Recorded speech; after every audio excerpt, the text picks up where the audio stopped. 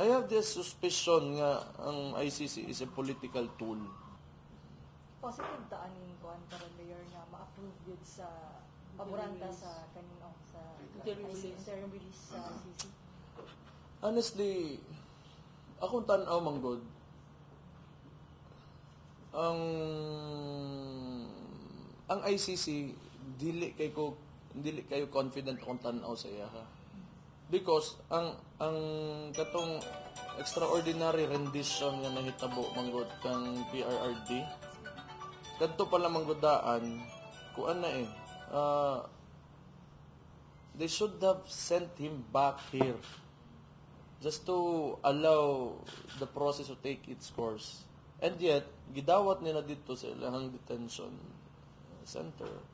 So, I have this suspicion nga ang ICC is a political tool.